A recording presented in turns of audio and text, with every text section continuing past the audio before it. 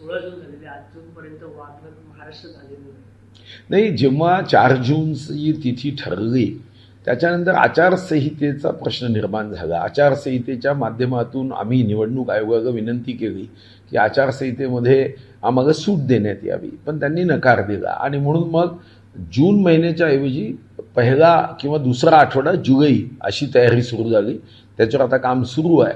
तर मला वाटतं की दुसऱ्या तिसऱ्या आठवड्यामध्ये आता तारीख निश्चित होईल आणण्याची आणि ती जुलैमध्ये येईल.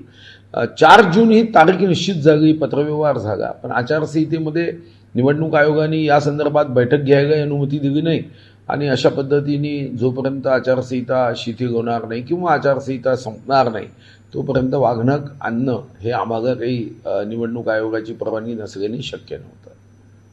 सर, आता विरोधक अशी चर्चा करत आहे की ईव्हीएम मशीनमध्ये काय घोटाळा झालाय. एलन मस्क यांनी देखील आरोप देखील केले की ईव्हीएम मशीनमध्ये फॉल्ट आहे. खोटं बघून बघून एवढा चोथा जागा आहे. एकीकडे सांगायचं जनता आमच्यासोबत आहे, महाविकास आघाडीला मोठं यश आलं, पत्रकार परिषद घेऊन धन्यवाद द्यायचे आणि आपल्या देशाच्या व्यवस्थेवर विश्वास न ठेवता अमेरिकेतला कोणी व्यक्ती काही म्हणतो म्हणून त्याच्यावर विश्वास दाखवायचा.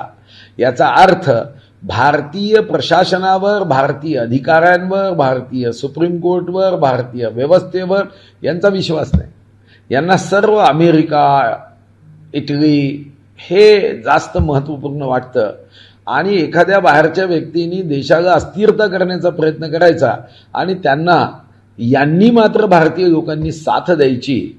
आपला देश वेगाने प्रगती करत असताना काही विदेशी शक्ती अशा आहेत की ज्यांना वाटतं की आपण काहीतरी भारतामध्ये अस्थिरता निर्माण करण्यासाठी काही करावं आणि आमचं दुर्दैव आहे की अशा अस्थिरता निर्माण करणाऱ्या शक्तींना प्रत्यक्ष अप्रत्यक्ष मदत करणारे जेव्हा आमच्या देशातील लोक राहतात, काही राजकीय पक्ष असतात की कसाबच्या गोळीनी मेले नाही. मग तुम्ही सरकारमध्ये होते, 26/11चा हमला झाला 2008 मध्ये, तेव्हा तुम्हीच सरकारमध्ये होते. 2012 मध्ये जेव्हा फाशी झाली तेव्हाच तुम्ही सरकारमध्ये होते आणि आता तुम्ही काय जनतेचं सामान्य ज्ञान वाढवता का?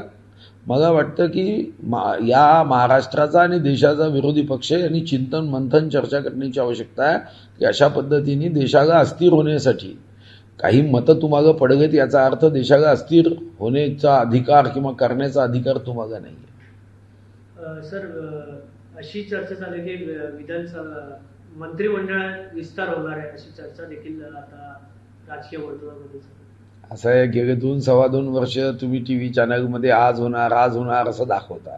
माझा व्यक्तिगत तुम्हाला सूचना आहे की आता यावर टीव्ही चॅनलवर दाखवणं बंदच करा. जेव्हा होईल तेव्हा स्थान, मंत्रिमंडळाची यादी, शपथ घेणाऱ्यांची यादी आणि तुम्हालाही आम्ही निमंत्रण देऊ. पण आता अशा तारखा सांगून काही कारण नसताना लोकांमध्ये सनसनाटी निर्माण करणे आणि लोकांचा विश्वास धीरे धीरे मग कमी होतो अशा व्यवस्थेने.